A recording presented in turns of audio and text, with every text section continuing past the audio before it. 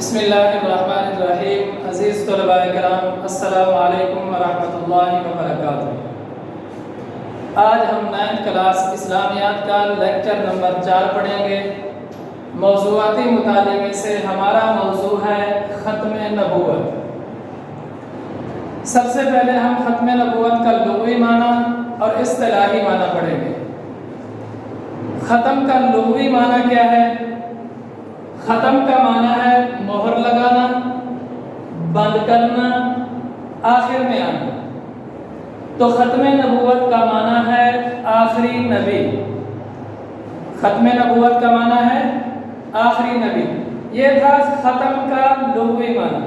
اب آتے ہیں اصطلاحی معنی کی طرف۔ اصطلاحی معنی ہے کہ سلسلہ نبوت اور رسالت حضرت آدم علیہ السلام سے شروع ہوا اور حضرت محمد صلی اللہ علیہ وسلم پر ختم ہوا۔ اب آپ صلی اللہ علیہ وسلم کے بعد قیامت تک کوئی نبی یا رسول نہیں آئے گا۔ اسے ختم نبوت کہتے ہیں۔ اب ہم آتے ہیں اس سبق کے اہم نکات کی طرف۔ ختم نبوت کا مفہوم قرآن کی روشنی میں۔ ختم نبوت کا مفہوم قرآن کی روشنی میں۔ نبی کریم صلی اللہ علیہ وسلم پوری انسانیت کے لیے ابدی صحیفہ ہدایت سے مراد قرآن مجید ہے۔ آپ صلی اللہ علیہ وسلم پوری انسانیت کے لیے ابدی صحیفہ ہدایت لے کر تشریف لائے۔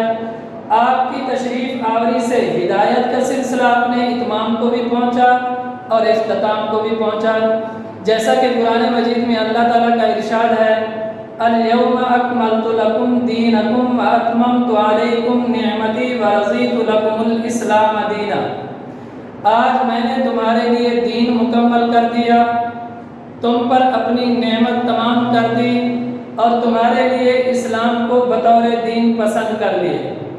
دین مکمل، نعمت مکمل، اسلام پر رضا الہی کا واضح اظہار، آپ صلی اللہ علیہ وسلم کے آخری نبی اور رسول ہونے کا اعلان ہے کہ اب آپ کے بعد کوئی رسول یا نبی نہیں آئے گا۔ کیوں؟ اس لیے کہ احکام الہی مکمل ہو گئے۔ اسی طرح قرآن مجید میں اللہ تعالیٰ کا ارشاد ہے، ما کان محمد ابا احد من رجالکم ولکن رسول اللہ وخاتم النبیین۔ محمد صلی اللہ علیہ وسلم تمہارے مردوں میں سے کسی کے باپ نہیں، بلکہ آپ صلی اللہ علیہ وسلم تو اللہ کے رسول اور انبیاء کے خاتم ہیں۔ اب آتے ہیں ہم اس کے دوسرے پوائنٹ کی طرف۔ ختم نبوت کا مفہوم احادیث کی روشنی میں۔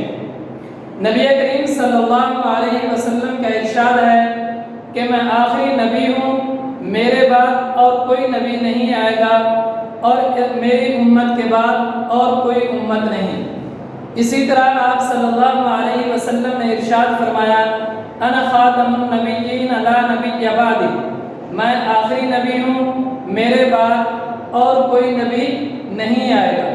اسی طرح ایک اور جگہ پر آپ صلی اللہ علیہ وسلم نے ارشاد فرمایا، اگر میرے بعد کوئی نبی ہوتا تو وہ عمر بن خطاب ہوتا۔ آپ صلی اللہ علیہ وسلم کی ایک اور حدیث مبارکہ ہے، آپ صلی اللہ علیہ وسلم نے فرمایا کہ میرے اور مجھ سے پہلے انبیاء کی مثال ایسے ہے جیسے ایک شخص نے خوبصورت عمارت تعمیر کی اور ہر شخص اس کی تعریف کر رہا ہے، لیکن اس کے ایک کونے کی اینٹ کی جگہ خالی چھوڑ دی اور میں وہی اینٹ ہوں۔ اس سے معلوم ہوا کہ آپ صلی اللہ علیہ وسلم اللہ تعالیٰ کے آخری نبی ہیں۔ اب آپ صلی اللہ علیہ وسلم کے بعد قیامت تک کوئی اور نبی یا رسول نہیں آئے گا۔ اب آتے ہیں ہم تیسرے پوائنٹ کی طرف، بین الاقوامیت کا تصور۔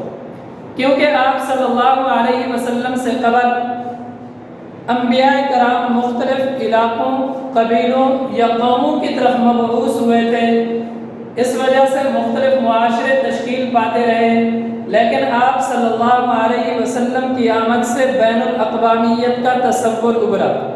بین الاقوامیت سے کیا مراد ہے کہ آپ صلی اللہ علیہ وسلم صرف کسی ایک قوم، قبیلے یا کسی شہر کی طرف نبی بنا کر نہیں بھیجے گئے، بلکہ قیامت تک آنے والے انسانوں کے لیے آپ صلی اللہ علیہ وسلم نبی بنا کر بھیجے گئے۔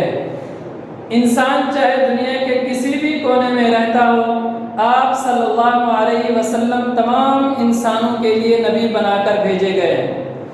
اب آپ صلی اللہ علیہ وسلم کی رسالت پر ایمان لانا ہے اور آپ صلی اللہ علیہ وسلم کی سنت سے اور فرمان سے ہم نے رہنمائی حاصل کرنی ہے، کیونکہ ختم نبوت ہی ایمان کا حصہ ہے، اور جو شخص ختم نبوت پر ایمان نہیں رکھتا وہ دائرہ اسلام سے خارج ہے۔ دائرہ اسلام میں داخل ہونے کے لیے ختم نبوت پر ایمان لانا ضروری ہے۔ اللہ تعالی ہم سب کو آپ صلی اللہ علیہ وسلم کے طریقے پر چلنے کی توفیق عطا فرمائے۔ اللہ تعالی آپ سب کا حامی و ناصر ہو۔ السلام علیکم ورحمۃ اللہ وبرکاتہ۔